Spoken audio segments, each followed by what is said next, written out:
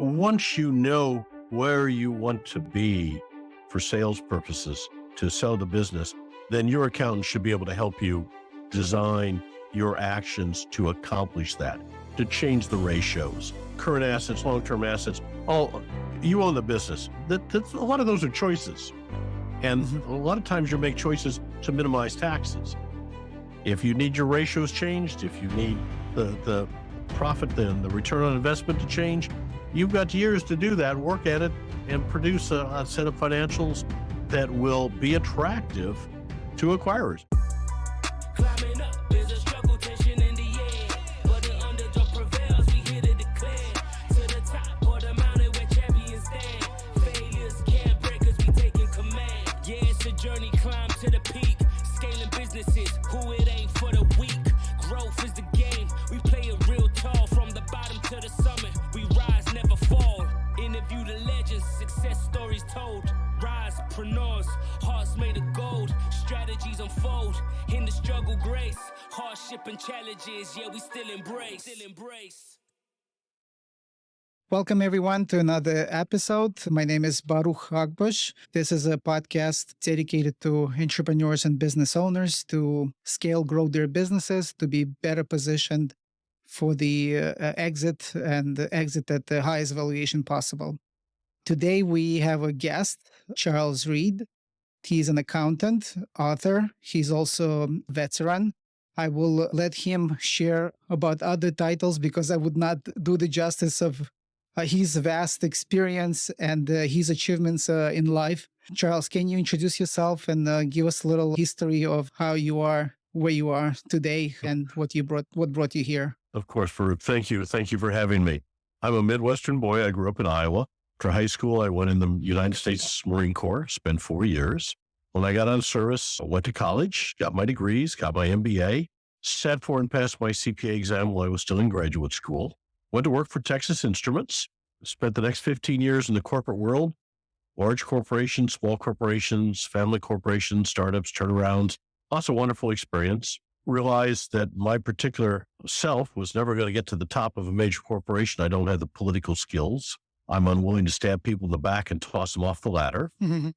So if I was going to run a company, I was going to have to start my own. So some 30 years ago, my wife and I started our own company. I was married and we continued to grow it. I took on a partner on the accounting side. Later, I sold him the accounting and kept the payroll side. My wife passed away 9 years ago, and I continue to grow the business and have a good time doing it and a lot of fun. I'm also a U.S. tax court practitioner, which allows me to practice in U.S. tax court and represent my clients, even though I'm not an attorney. There's a couple hundred of us in the country. Awesome, which is rare, extremely rare, based on what I It is. said. Awesome. Thank you for the introduction and thank you for joining us. And I look forward to ask you all these questions that I prepared to make it very beneficial for everyone who's watching. So I want to start with a scenario, typical scenario of the company, and it would probably make it easier for people to relate. So let's imagine a company with a smaller team, let's say 10 people in a team. The company is doing home services. Let's say they're flooring company that also does kitchen and bath remodeling.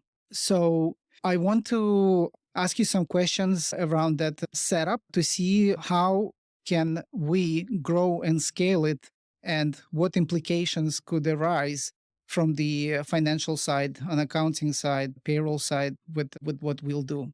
Right? Before we start, one of the major things, and I also saw on your website, there's a resource. And again, I recommend everybody go visit Payroll, GetPayroll.com. On the bottom, there's a link to differentiate between independent contractor and employee. Can you give like a brief of main points, what separates, because that's a common thing that I see with a lot of business owners where they categorize independent contractors not necessarily as government expects. And that is an ever-changing environment. There is a new rule from the Labor Department that goes into effect next month, March of 2024, which changes drastically the interpretation of what is an independent contractor versus an employee. I have a video out on it. The portion, the fifth section of the rule basically says If a person is integral to your business, what he does is integral to your business, then they're probably an employee. Hmm. It goes on further to say if they're economically dependent upon you, they're probably an employee. If they're integral to the business, that means if you're Uber, for instance, and you're selling rides and you have drivers, that's integral to your business. They're all now employees. If you're a contractor, if you're a 10-person contracting firm that is installing, your installers are integral to your business. You can't do it without them. They're employees. They're not contractors. You might have gotten away with that before, but the rules changed as of next month. And there's going to be a lot of cases and a lot of anguish over this over the next few years until it all works out in the courts. But the Labor Department now has the means to basically destroy the gig economy and force everybody into employee status. If I do a tax return as a CPA for that company and I do financials for them, that's integral to their business. They have to have it, right? They have to pay taxes. If they don't pay the taxes, they're going to go out of business. So am I now an employee? Yeah, that's a good question. According to the new rule, I am. So basically everybody, and then economically dependent, you're paying me. That's what buys food and pays the rent. Yes, I'm economically dependent upon the people that pay me. So does that make me an employee in every situation? The rule from the Biden administration is really overreaching and stretches the limits beyond what we've seen in the past.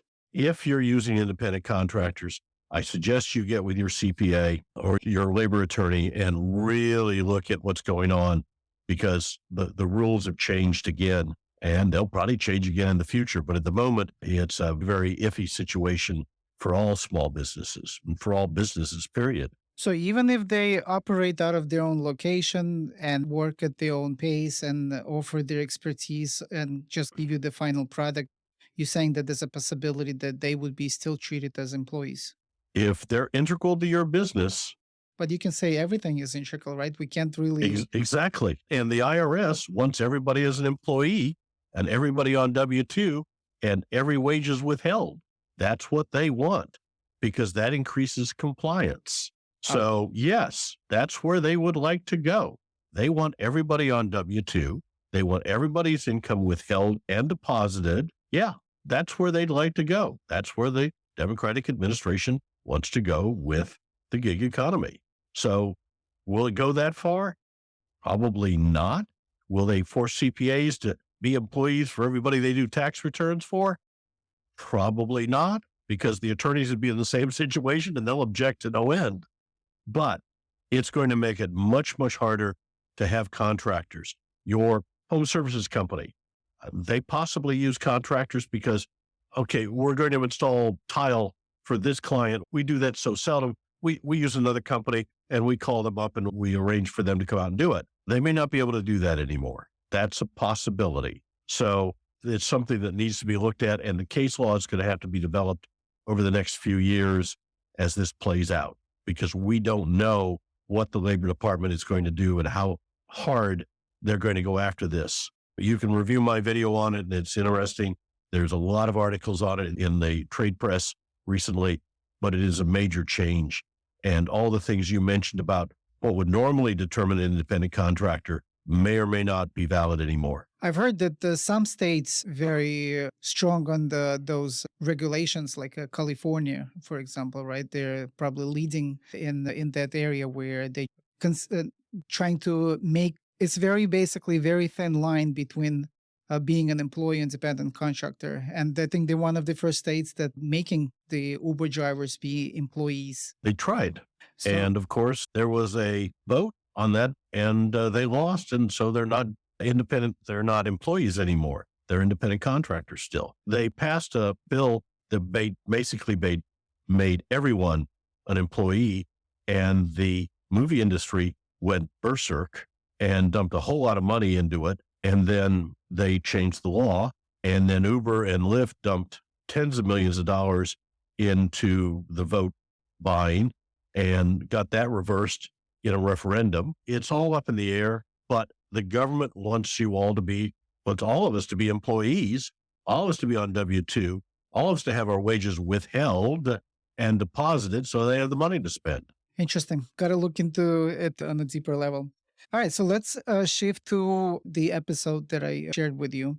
So, what would you say that typical inefficiencies in companies of that caliber where they have about 10 employees from the accounting and payroll side? They're not big enough to really afford in-house people. You want to move those record keeping and financial duties onto a professional in-house as quickly as possible. But on a firm of 10 people, you probably can't afford to hire a full-time CPA to have them in the office. So you're using an outsider. That's always more inefficient. You have to find someone who you trust, who responds to you, who works with you, who understands your business. It can't just be anyone. When I go to CPA conferences, the major complaint that clients have about CPAs is we don't return phone calls. We don't keep our clients up to speed on things that are going on. That's typical. We're not communicative people by nature. Introverts, We're nitpickers. Okay. We don't talk to people. I always thought as a CPA, the perfect job would be an office with an outside entrance and 2 slots in the wall, one for work to come in and one for work to go out. No phone, no people, no nothing. Life doesn't work that way. So we've always made it our firm commitment to return every call every day. So our clients, it may be 7:00 at night and I'm calling back and saying, hey, I know you're not there. I wanted to return your call and I'll call you again tomorrow. So that's something we're work on. So find a CPA that you can work with, that communicates with you, that understands your business, because there's things I don't do because I'm not conversant with them. If you come in and you want to talk about international transfer pricing, I'm sending you down to Price Waterhouse. Okay. I want nothing to do with it. It would be malpractice for me to advise you on it. I don't do that work. I do small businesses. If you're a small business, I want to talk to you. We do a lot of different varieties. Find someone you can deal with effectively. And if you have to go through several, great. Talk to other people in your business that are friends, not enemies, and see who they use because they'll have experience in that industry. Just use common sense about picking advisors that you can work with. That's the most important thing. Now, they're not going to be free. There's going to be some costs involved. Some of them, the bigger firms will charge you more.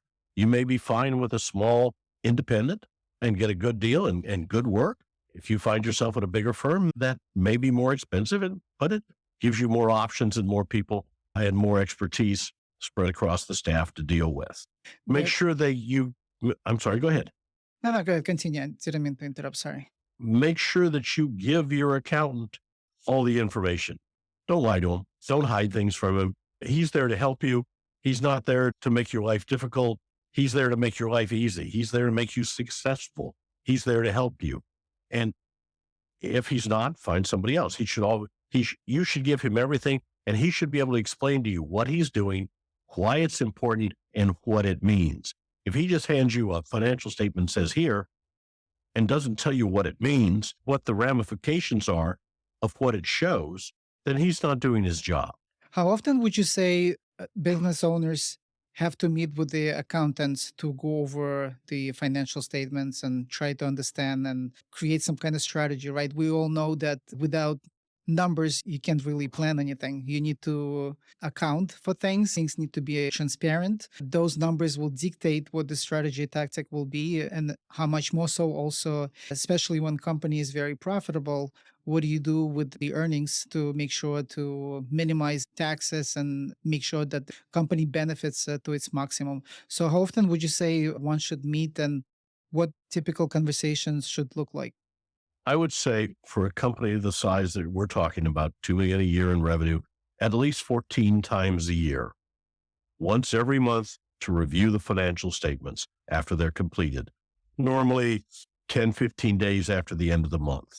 2 more, one late in the year for tax planning, probably October, November, to make sure that where you're at is the best place you can be for tax purposes, and anything you need to do in the last couple of months of the year to help minimize the tax liability.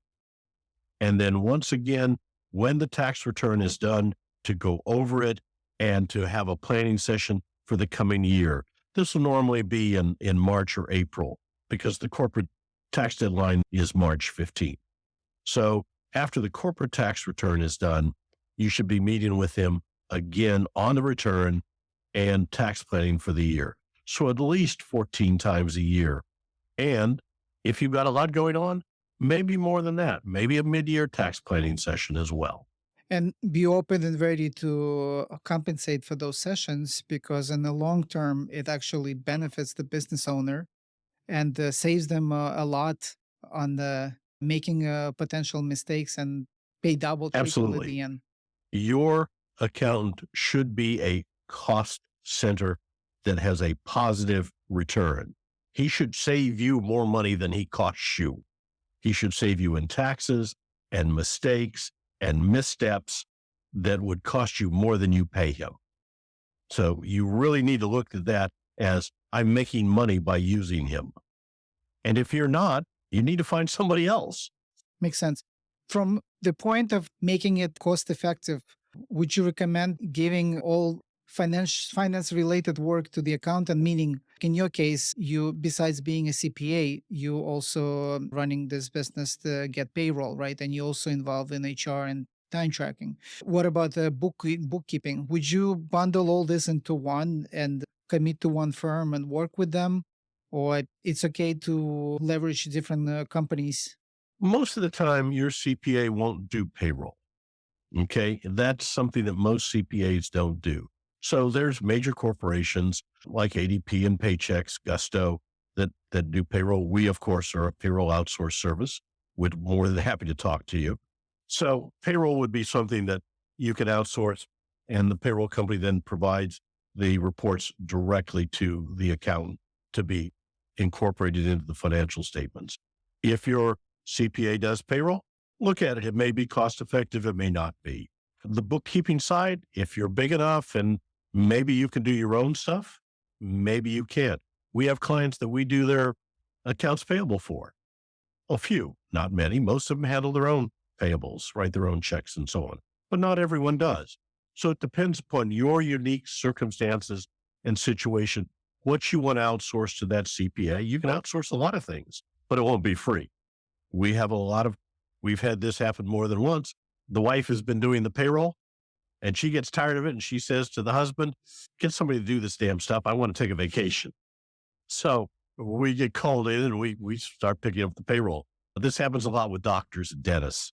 It depends on your unique circumstances, what you want to outsource, what you can do in-house.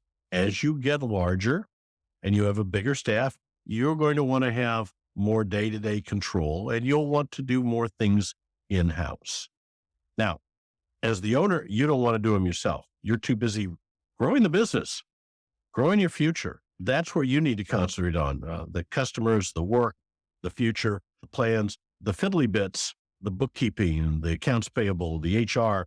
You can put on to other employees or to outsiders as you get larger and can afford to do so, because your time is too valuable to spend doing that kind of stuff as the owner, as the driving force behind the business. Your time is too valuable. Yeah, but also if I look at it from a different angle, that wouldn't the accountant want to take control over everything? I mean, accounting and bookkeeping, I've seen wives doing books or somebody internally. It's not necessarily aligned with the way accountant sees it. For example, categorizing certain expenses in the wrong category. Also mingling funds or grouping things together instead of breaking those down. So how can you be strategic and make decisions and optimize if they're not to the likings or to the standards of the accountant? Wouldn't it better for accountant to leverage their own bookkeepers, because data would be presented the way he or she expects, and it would be easier to communicate that to the business owner? We've been doing this for 30 plus years with small businesses. Most of the time, I will take the time and trouble to educate them how to do it best. Mm-hmm.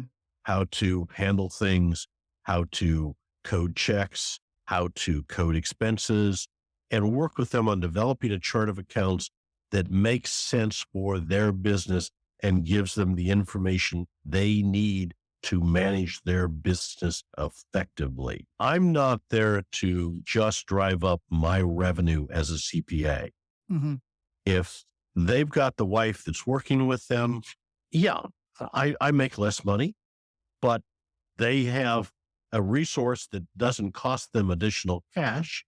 So it's good for the company to use their internal resources.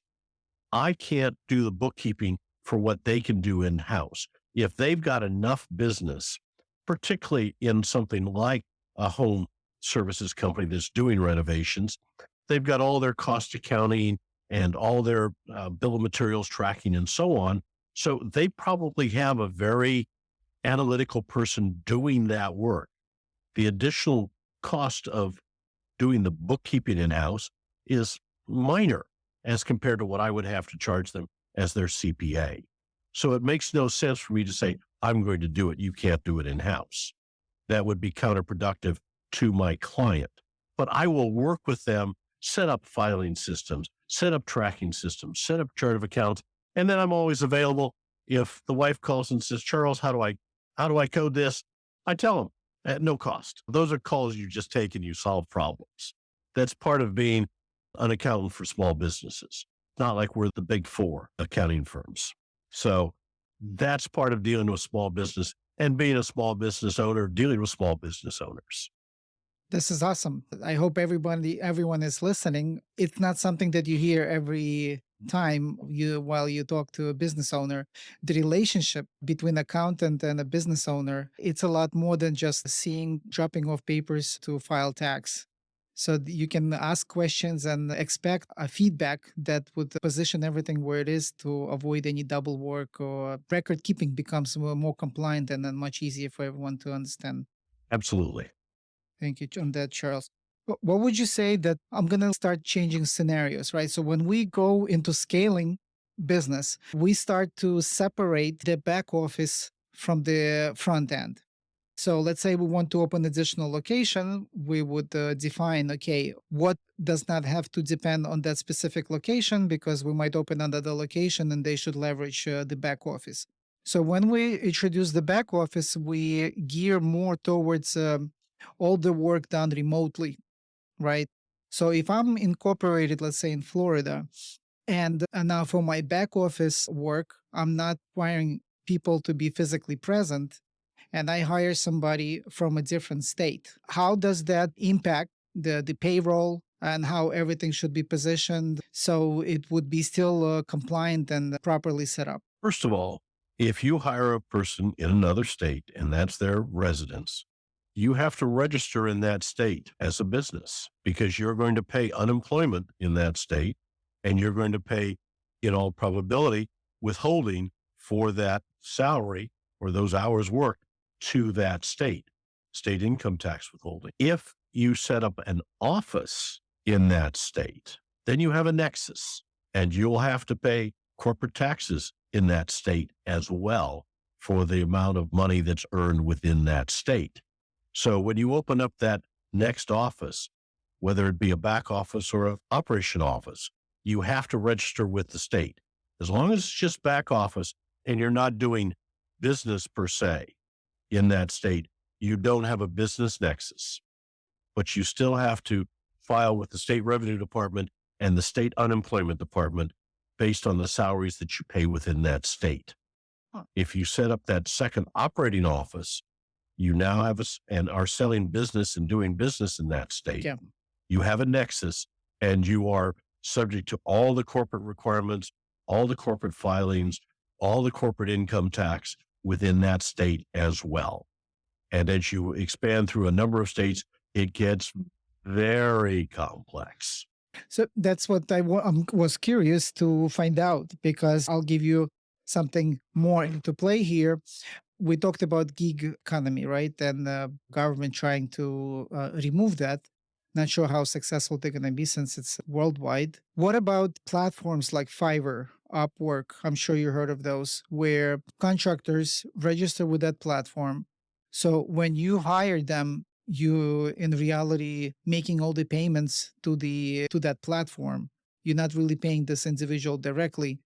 How does that change the status if I'm hiring somebody through Upwork and that individual is in a different state? Do I still need to go through the same process when I file it, or it doesn't matter, or it's based on where the Upwork is, the corporate is. You're paying a corporation. You're paying Upwork. You're paying Fiverr. You don't have a contractor. They are contracted with Fiverr. Fiverr is sending them the 1099 or the W-2 if the laws change. You're not. They're not an employee. They're not a subcontractor to you. You are contracting with a corporation. So Okay. we use Fiverr. We use Fiverr for data mining. We've used them for years. We've also, in the beginning, used several people to do some of our early videos because we didn't have the studio in-house and so on at the time. So we did a lot of that, and I looked into it. And as long as you're dealing with someone like that, you don't have a problem. You just write the check or pay the credit card and you're done. So they're It's just a only when vendor. it's just another vendor. You don't send 1099s to your vendors. You don't send 1099s to the electric company. Okay. Yeah. And they're selling your product. You don't send that kind of information on people who are supplying you with materials. So all you're doing with Fiverr or Upwork or any of those people is you're contracting with them and they're contracting out the labor. You For just the- don't have a problem. For the compliance purposes, though, we would still want to probably track what payment went to who, right? Of course. In case of an audit and the major transactions happen paying to Upwork or Fiverr, where did the money flow to, even though it's one entity? Okay. You'll want in-house to know what you've spent and where you spent it and what you spent it on, and are you getting a return on your money? Absolutely. That's for your internal work. As far as your external aspect, it's not a problem. When No. you deal with the IRS, you're going to have to justify that as a valid expense. Okay. So you're going to have invoices and you're going to have a description of work and a business purpose and so on and so forth. You can't be sending money to some site, I forget what it is, that I've seen it recently in the news, that's, soft porn and this kind of thing. They're going to question that. So you need to have control of your expenses always and be able to prove them and justify them in case of a internal revenue service or a state audit. Got it. Different question now. Let's say the resource that is being involved, it's not really through Upwork. I'm dealing directly with that individual and they're overseas. Let's say a development team out of India or a marketer from Ukraine, and it's not through Upwork. They're treated just as another vendor. We don't really do 1099s for. You don't do 1099s for foreigners, foreign operations. You don't do W-2s. It's just a vendor. You don't have to do anything except prove that you spent the money for work that was done if you get audited. So you need to be able to justify the expense just as any other expense you have that's paid in the U.S. You have to be able to justify that it is a necessary and reasonable, those are the IRS terms, expense to be able to make it deductible. But we've done it. It's not a big deal. It's just you need to have the backup and the proof just like you would any other expense if you get audited. Are you liable for any taxes? No. So they're responsible to pay tax in their country once they get it, whatever the laws are there. But on our end, when we make those wire transfers, we're not withholding anything and we're not liable for anything. No, you're not. If you're exporting goods or other things, it's a whole different ballpark. And if you're importing, it all has to go through customs and so on. But as long as you're just buying work and intellectual property, it's just another expense. I think we just froze up, Michael. No? Okay, no. You guys are good. I'm good. Okay. I'm just going through my questions here that I wanted to ask you. Want to make sure that I didn't miss anything. Can we talk a little more about what Payroll does and how that can improve efficiency and automate, semi-automate things for business owners? I looked at it and it seemed very interesting, and I want to make sure that everybody understands exactly what you do and how they can benefit. What we do for our clients is we take care. All they do is they report to us the amount of hours or salaries that they've paid people, that they need to pay them. We handle everything else. We calculate all the taxes, all the deductions. We take care of all the filings. We take care of all the deposits. We take care of everything for our clients. So if you go back to your home services company, they'd have probably 2 people on salary, the boss and one person in the office, and then 8, 10 people that are either 1099 or W-2. They report that to us. We do all the calculations, draft from the company account the appropriate amount of money. We pay it out to all the employees and contractors. We pay it out to the various federal and state agencies that the deposits need to be made to. We prepare all the forms, we file all the forms, and we guarantee the accuracy on everything.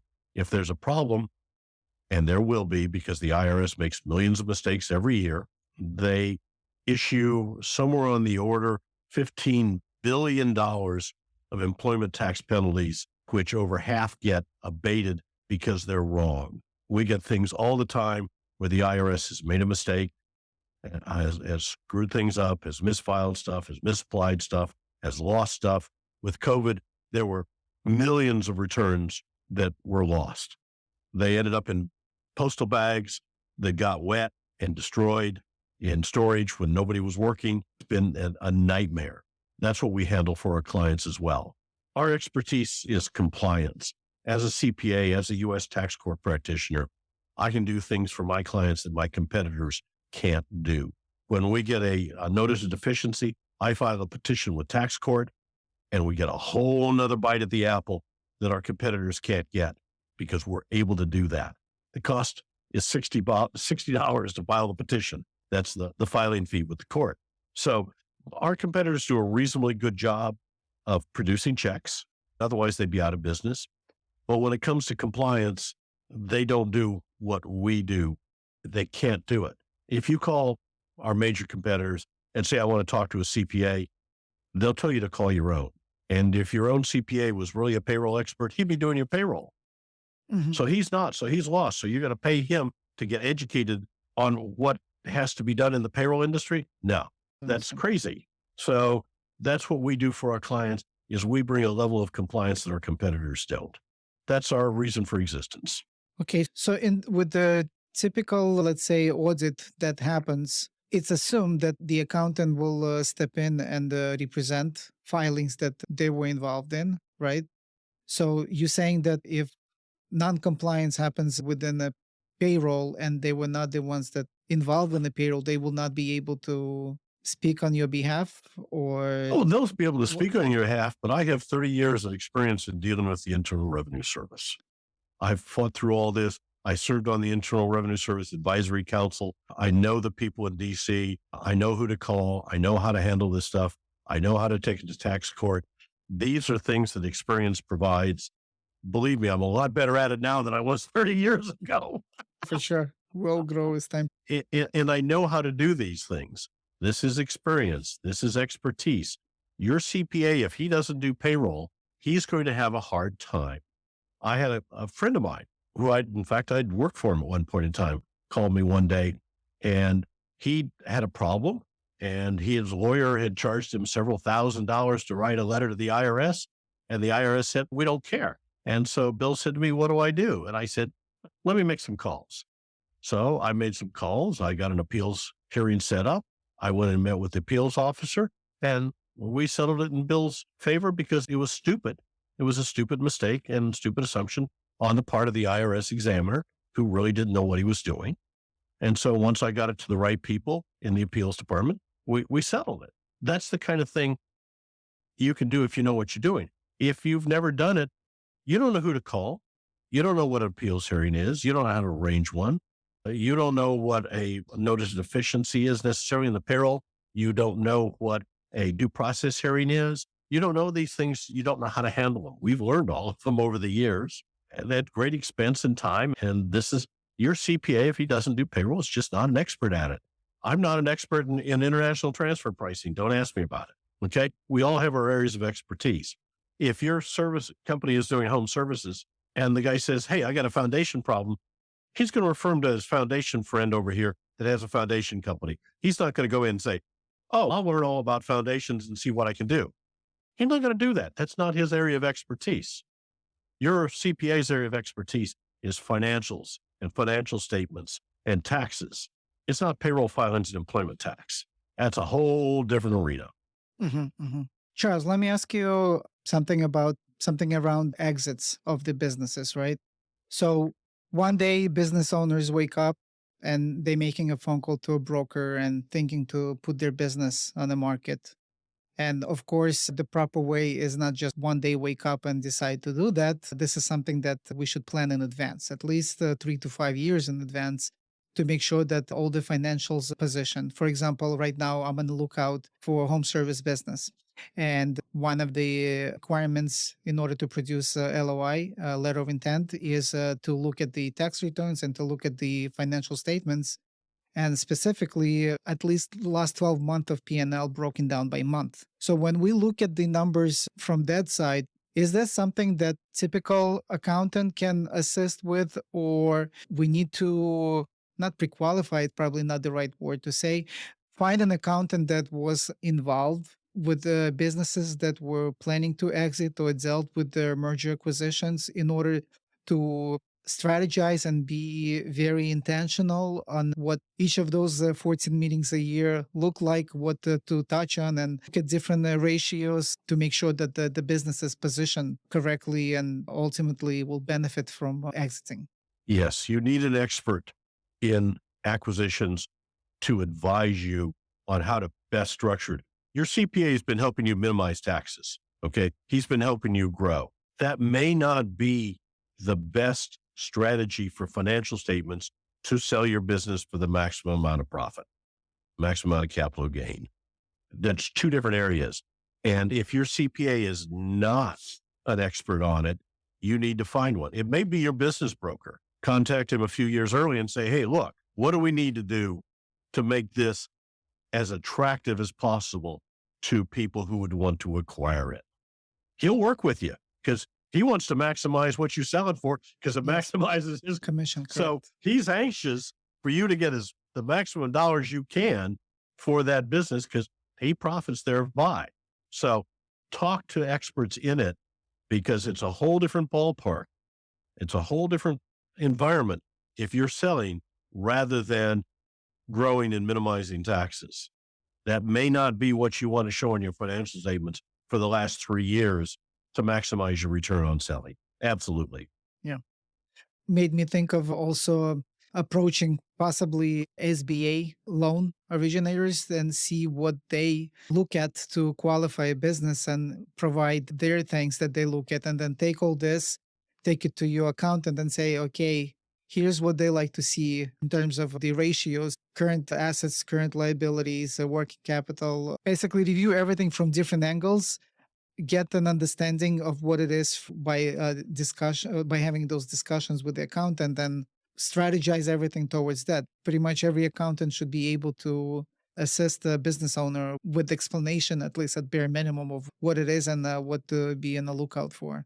Yeah, it's once you know where you want to be for sales purposes to sell the business, then your accountant should be able to help you design your actions to accomplish that, to change the ratios, current assets, long-term assets. All you own the business. That's a lot of those are choices.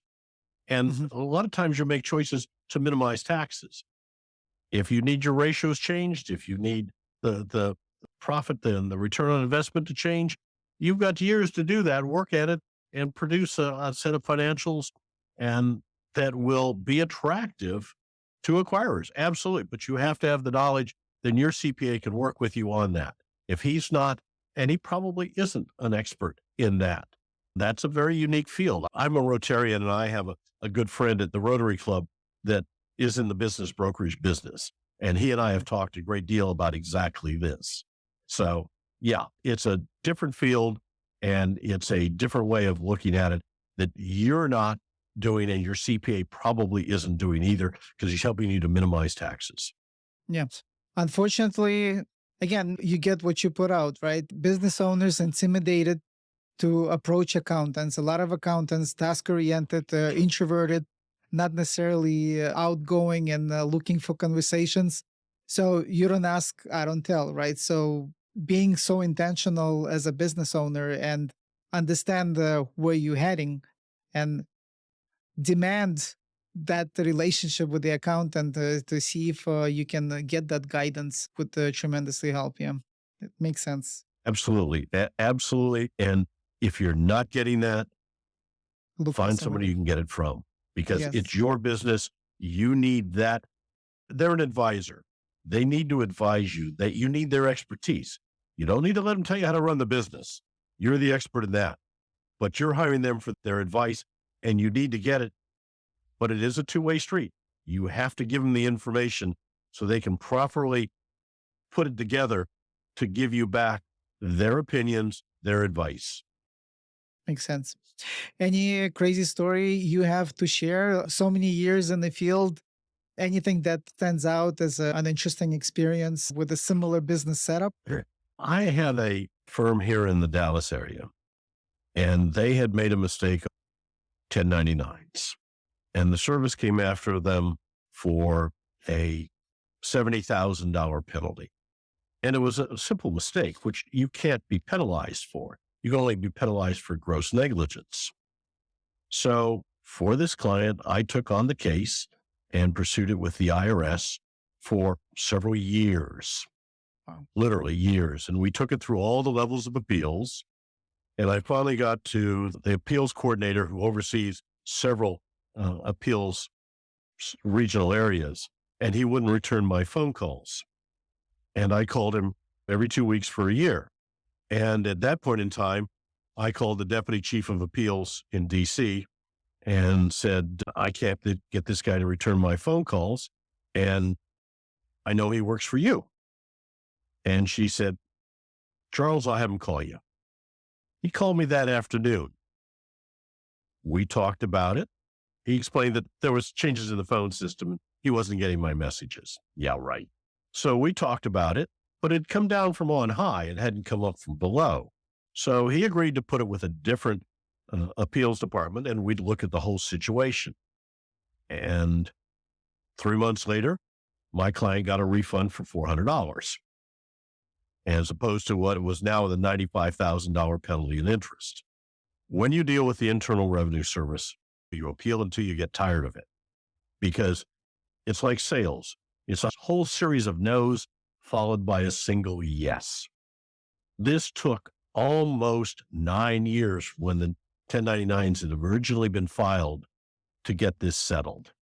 Wow. But it was settled in my client's favor because we persisted. Persistence matters. You fight the IRS. They make mistakes. They're not all knowing, all powerful. They're not perfect by any stretch of the imagination. So you never give up, and you just keep fighting. That's why I went and became a U.S. tax court practitioner, because it gives me an additional avenue of appeals that most of my brethren do not have. This makes me question my relationship with my accountant. It's a wow. How many accountants out there can say that this is how many times I appealed and fought for my client? Impressive. Really impressive. And that was all for free, because we'd been working with the client. So we just took it on. Amazing. It's a wow, for sure. So Charles, What we do. yeah.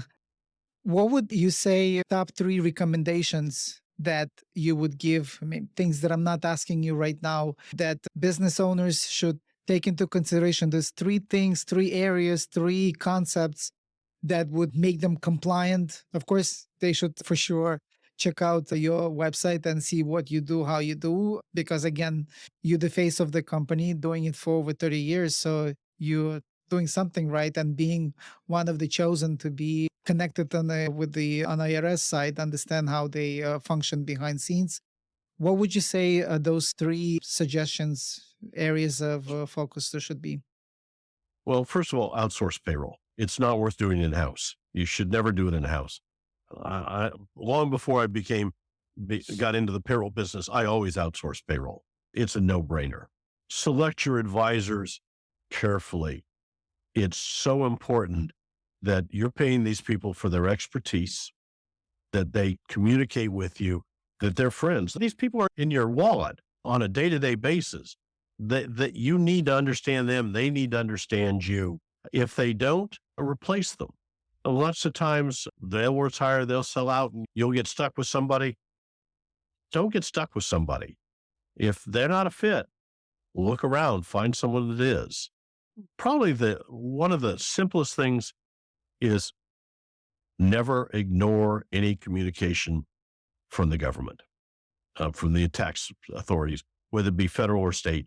Answer every one of them every time, all the time, and make sure your accountant's aware of them, because there's some, and we had one, I had a call the other day, and it was a statutory notice deficiency, and they wanted to fight it. And I said, what's the 90-day drop dead date? It was last June.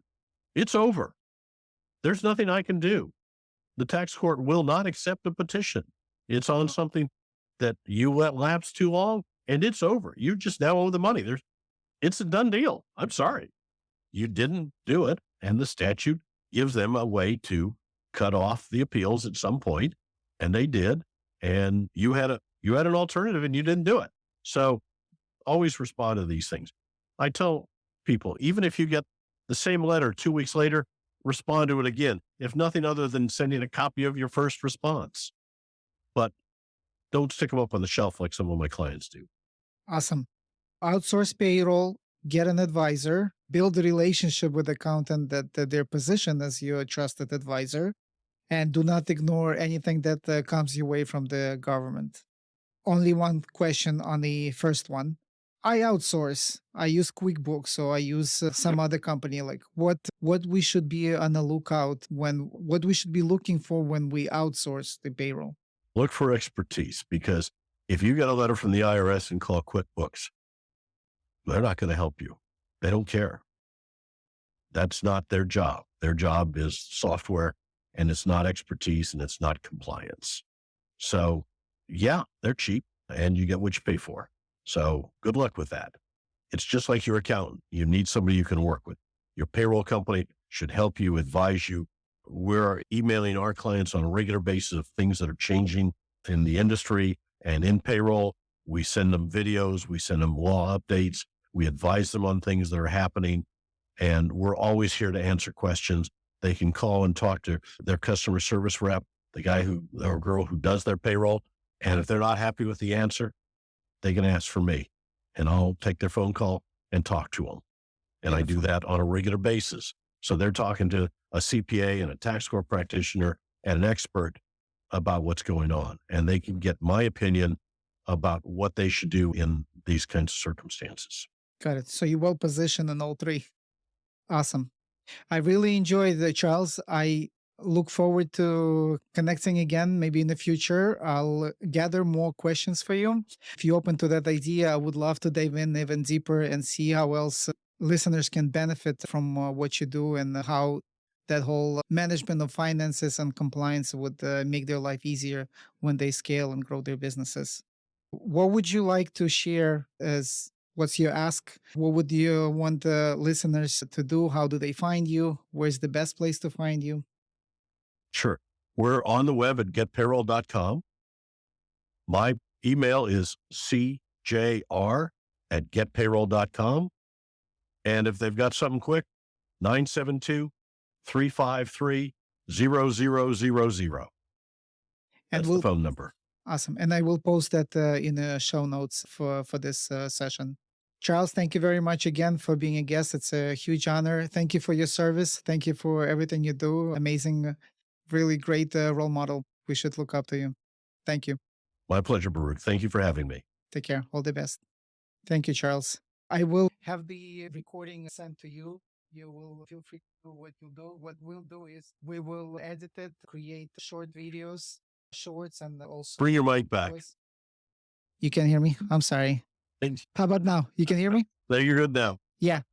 Yeah. So what we'll do is we'll send you an edited version of this recording. You feel free to do whatever you want with that. Use it the way you would like. What we will do is we'll have a full version of the podcast. We'll also break the podcast into a shorter version of the videos based on topics, which would be 5 to 10 minutes long. And then we'll also produce 20, 30 shorts and promote it on different social media sites. I will send you an email follow-up with everything. And I look forward to doing this again and ask deeper questions, of course. My pleasure. I'm more than happy to. and we will promote it as well. I've got my videographer will take the edited and chop it up as well and use it in shorts for us and on our YouTube channel and Instagram and TikTok and so on. So how can I refer you? Just make introductions, introduce them to getpayroll.com. Is there a Well, specific better, way? better than that, we have a referral program. And if you refer us a client or refer somebody who becomes a client, we will pay you 10% of the non-pass-through revenue for the life of the client. Nice. It That's can be beautiful. very lucrative. If you'll go to our website, you'll find a webpage to set up as an affiliate. We give you a code and so on and so forth. And if they come in through you, we will track them and you will get credit for them. Awesome. So yeah, we think it's a marketing expense and we're more than happy to pay. It's not $100. It's 10% of revenue as long as the client does payroll. Whether they're a client of yours or not in the future, doesn't matter. As long as they're a client of ours, you get paid. Got it. Awesome. Thank you. I will keep in touch. I have your contacts. I look forward to collaborating in the future and referring to each other. Sounds good. Awesome. All the best, Charles. Take care. Take care. Take care.